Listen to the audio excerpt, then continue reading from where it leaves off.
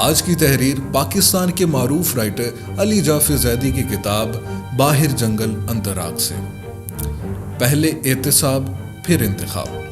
16 اور 17 ستمبر کی رات کو کمانڈوز دیواریں پھلانگ کر المرتضیٰ میں داخل ہوئے اور ممتاز بھٹو اور ذوالفقار علی بھٹو کو سکھر جیل لے گئے۔ 1 اکتوبر کو ضیاء الحق نے قوم سے خطاب کر کے انتخابات کو اس بنیاد پر ملتوی کر دیا کہ جب تک احتساب نہ ہو جائے انتخابات نہیں ہو سکتے۔ اسی روز مولوی مشتاق نے، جو کہ لاہور ہائی کورٹ کا ایکٹنگ چیف جسٹس تھا، جسٹس سمدانی کو، جنہوں نے بھٹو صاحب کو ضمانت پر رہا کیا تھا، لاہور ہائی کورٹ بینچ سے علیحدہ کر دیا۔ مولوی مشتاق بھٹو کا جانی دشمن بن چکا تھا۔ 1971 میں بھٹو صاحب کی حکومت بننے کے فوراً بعد مولوی مشتاق چاہتا تھا اور توقع بھی رکھتا تھا کہ لاہور ہائی کورٹ کا چیف جسٹس اس سے مقرر کیا جائے گا، جبکہ ذوالفقار علی بھٹو نے سردار اقبال کو چیف جسٹس مقرر کر دیا۔ اس کے بعد جب اسلم ریاض کو لاہور ہائی کورٹ کا چیف جسٹس مقرر کیا گیا اور مولوی مشتاق کو دوبارہ نظر انداز کیا گیا تو وہ بھٹو صاحب کے بے حد خلاف ہو گیا۔ ضیاء الحق کو یہ معلوم تھا کہ مولوی مشتاق ذوالفقار علی بھٹو کا دشمن بن چکا ہے، چنانچہ اس نے مولوی مشتاق کو نہ صرف ایکٹنگ چیف جسٹس مقرر کیا بلکہ چیف الیکشن کمشنر بھی بنا دیا۔ ان دنوں سپریم کورٹ کے چیف جسٹس یعقوب علی تھے۔ انہوں نے ضیاء الحق کے 1 اکتوبر کے اعلان سے 3 روز پہلے بیگم نصرت بھٹو کی درخواست کو، جو کہ انہوں نے ذوالفقار علی بھٹو کی نظر بندی کے خلاف دائر کی تھی، سماعت کے لیے منظور کیا تھا۔ ضیاء الحق نے جسٹس یعقوب علی کو سپریم کورٹ کے چیف جسٹس کے عہدے سے جبراً ریٹائر کر کے اپنے جلندر کے دوست شیخ انوار الحق کو سپریم کورٹ کا چیف جسٹس مقرر کر دیا۔ انوار الحق کی کوئی قانونی تربیت نہیں تھی۔ وہ ایک میجسٹریٹ کے طور پر اس شعبے میں داخل ہوا، آہستہ آہستہ ہائی کورٹ تک پہنچا اور پھر سپریم کورٹ تک۔ اس کی ترقیاں جسٹس کاری کائس کی مرہون منت تھیں، جو کہ اس کا مہربان بھی تھا اور دوست بھی۔ اب ذوالفقار علی بھٹو کے خلاف لاہور ہائی کورٹ اور سپریم کورٹ دونوں جگہ عدالتی جال تیار تھا۔ کوثر نیازی، غوث بخش رائسانی، حنیف رامے اور دیگر سیاستدان ضیاء الحق کے ساتھ مل گئے۔ وہ سیاستدان جو ذوالفقار علی بھٹو کے ساتھ انتخابات میں دھاندلی کی بنیاد پر جھگڑا کر رہے تھے، اب فوجی عامر کے ساتھ اقتدار میں شریک ہونے کے لیے تیار تھے۔ کوثر نیازی ضیاء الحق کے ساتھ تھے۔ غوث بخش رائسانی، جو کہ بلوچستان پیپلز پارٹی کا صدر تھا، گورنر بھی رہا تھا، سینئر وزیر بھی رہا، اب مارشل لاء کے کیمپ میں تھا۔ لاکھوں ساتھیوں سمیت پیپلز پارٹی میں شامل ہو کر اقتدار کا مزہ لوٹنے والے اب ضیاء الحق کے آگے پیچھے تھے، حتیٰ کہ حنیف رامے بھی ضیاء الحق کے ساتھ بیٹھ گئے۔ ضیاء الحق کے ساتھ سمجھوتے کے بعد ان کے خلاف کرپشن کے جو الزامات تھے اور جو انکوائریاں جاری تھیں وہ واپس لے لی گئیں۔ ذوالفقار علی بھٹو کے خلاف ایک گواہ کے طور پر ہائی کورٹ میں بیان دینے کے لیے بھی تیار تھے۔ سنا گیا کہ وہ اس مقصد کے لیے کئی روز ہائی کورٹ جاتے بھی رہے۔ حنیف رامے، جو نظریاتی سیاست کی پیداوار تھے، ہم نے مل کر جدوجہد کی تھی۔ پاکستان کی سیاست میں وہ درمیانہ طبقے کے نمائندے کے طور پر ابھرے تھے اور صف اول میں شامل ہو گئے تھے۔ کبھی مسلم لیگ میں تھے، کبھی ارائیں برادری کا تصور ان پر حاوی تھا، کبھی پنجاب کا لیڈر بننے کی کوشش کی تھی، کبھی مساوات پارٹی تھی اور اب وہ ضیاء الحق کے مشیر تھے۔ ان کی فکر و دانش موقع پرستی کی اس معراج کو چھوئے گی، کبھی میرے وہم و گمان میں بھی نہیں تھا۔ نواب محمد احمد خان قتل کیس تیار، مسعود محمود وعدہ معاف گواہ۔ ذوالفقار علی بھٹو کے خلاف فائلوں کی چھان بین جاری تھی۔ 5 ضخیم جلدوں پر مشتمل وائٹ پیپر تیار کیا گیا، جس کو 1978 میں شائع کیا گیا۔ ڈاکٹر نذیر قتل کیس تو تھا ہی، اب نواب محمد احمد خان قتل کیس تیار کیا جانے لگا۔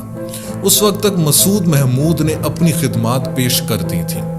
اس وعدہ معاف گواہ کی موجودگی میں اس قتل کو بھٹو صاحب پر ڈالنا ضیاء الحق کے لیے اب آسان تھا۔ چنانچہ احمد خان قصوری کے باپ کے قتل کا مقدمہ مولوی مشتاق کی عدالت میں چل پڑا۔ اس سے پہلے بیگم بھٹو کی مارشل لاء کے خلاف پیٹیشن عدالت سے خارج ہو چکی تھی۔ A.K. بروہی اور شریف الدین پیرزادہ نے ضیاء الحق کے مارشل لاء کو نظریاتی ضرورت کی حفاظتی چھتری مہیا کر دی تھی۔ ضیاء الحق ایک ظالم اور سفاک شخص تھا۔ میں نے جب پہلی بار اس کو دیکھا تو مجھے اس کی پتھر جیسی آنکھوں میں موت کے سائے نظر آئے۔ اس کی آنکھوں میں زندگی نہیں تھی۔ ادھر مولوی مشتاق پرانے بدلے چکانے پر تلا ہوا تھا، اور وہ امریکہ جس کے تعلقات چین کے ساتھ استوار کروانے میں ذوالفقار علی بھٹو نے ایک اہم کردار ادا کیا تھا، اور جس کے لیے امریکہ ان کا ایک زمانے میں مشکور تھا، اب ان کے خون کا پیاسا تھا۔ انتخابات میں دھاندلی کے بہانے ذوالفقار علی بھٹو کی حکومت کا خاتمہ کر کے مارشل لاء نافذ کرنا سب سے بڑی دھاندلی تھی، جس میں جمہوریت کا علم بردار امریکہ برابر کا شریک تھا۔ جمہوریت کا راگ الاپنے والے دیگر مغربی ممالک بھی اب مارشل لاء اور فوجی ڈکٹیٹر کی سرپرستی کر رہے تھے، اس لیے کہ سوویت یونین کے خلاف اسلامی جہاد کا باب کھلنے والا تھا، اور اب ضیاء الحق جو ہزاروں فلسطینیوں کا قتل عام کر کے امریکہ کا آزمودہ اور قابل بھروسہ جرنیل تھا، اس کی ضرورت تھی۔ حالانکہ ذوالفقار علی بھٹو نے ملک کو اسلامی بنانے کے راستے پر ڈالا تھا، مگر پاکستان کے ایٹمی پروگرام پر امریکہ کا حکم نہ مان کر وہ امریکہ کے لیے قابل بھروسہ نہیں رہا تھا۔ مولوی مشتاق نے ذوالفقار علی بھٹو کو پھانسی کی سزا سنا دی۔ اس فیصلے میں جماعت اسلامی کا کردار۔ مولوی مشتاق کی عدالت میں کیس چل رہا تھا۔ ذوالفقار علی بھٹو نے اپنی کتاب میں ذکر کیا ہے کہ صورت یہ تھی کہ ان کا وکیل یحییٰ بختیار بھی ہائی کورٹ اور پھر سپریم کورٹ میں تیاری کے بغیر آتا تھا۔ اس کیس کی سماعت کے دوران مولوی مشتاق ذوالفقار علی بھٹو کو شٹ اپ اور یہ بھی کہ اس کو باہر لے جاؤ اور اس وقت میرے سامنے لاؤ جب اس کا دماغ ٹھیک ہو جائے جیسے تضحیک آمیز فکر استعمال کرتا۔ بالآخر اس نے اور اس کے وفادار بینچ نے مارچ 1978 میں ذوالفقار علی بھٹو کو پھانسی کی سزا سنا دی۔ مولوی مشتاق کے اس فیصلے میں جماعت اسلامی کا کردار بہت نمایاں ہے۔ جماعت اسلامی کا مولوی طفیل ضیاء الحق کی بیوی مسز شفیقہ ضیاء کا ماموں تھا۔ کہا جاتا ہے کہ ذوالفقار علی بھٹو کے خلاف قتل کیس میں ملوث 2 مجرموں کا تعلق اچھرا سے تھا، جہاں پر جماعت اسلامی کا ہیڈ کوارٹر تھا۔ ان دونوں مجرموں سے اقبال جرم کروا لیا گیا تھا۔ جب معلوم ہوا کہ وہ اپنے اقبال جرم سے منحرف ہونے والے ہیں تو مولوی طفیل اور مولوی مشتاق اسپیشل پروسیکیوٹر انوار کے دفتر میں گئے۔ وہاں سے طفیل ان دونوں کو ملنے کوٹ لکھپت گیا۔ بتایا جاتا ہے کہ اس نے ان دونوں کو 2 مربع زمین اور ایک رشتہ دار کو ملازمت دلوانے کے علاوہ اس کیس میں سے بری ہونے کا لالچ دیا، مگر جب ضیاء الحق ان دونوں مجرموں کو بری کرنے پر رضامند نہ ہوا تو ان ملزمان کے خاندان طفیل کے پاس گئے اور اس کو وعدہ یاد کروایا۔ اس نے ان سے کہا کہ ضیاء الحق اس کی بات نہیں مان رہا، مگر میں تمہیں 2 مربع زمین کی جگہ 3 مربع زمین دلوا دوں گا۔ ان دنوں ذوالفقار علی بھٹو نے عدالتی کارروائی کے دوران ان میں سے ایک مجرم جس کا نام خالق تھا کہ رشتہ دار کو نوکری کی لالچ کا ذکر بھی کیا تھا۔ سنا جاتا ہے کہ ذوالفقار علی بھٹو کی پھانسی کا عدالتی فیصلہ جسٹس آفتاب نے لکھا تھا، جو کہ پکا جماعتیہ تھا۔ یہ بات بھی اسے منسوب ہے کہ اس نے لکھا کہ ذوالفقار علی بھٹو صرف نام کا مسلمان ہے۔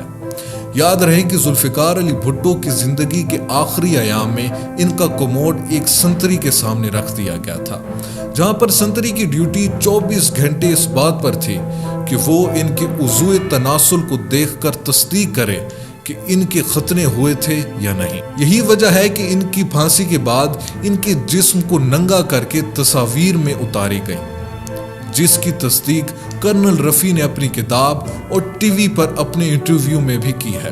جماعت اسلامی ذوالفقار علی بھٹو کی کردار کشی کرتی رہی تھی اور ان کی والدہ کے بارے میں وہ بارہا اپنے رسالوں میں یہ کیچڑ اچھالتے رہے تھے کہ وہ ہندو تھی۔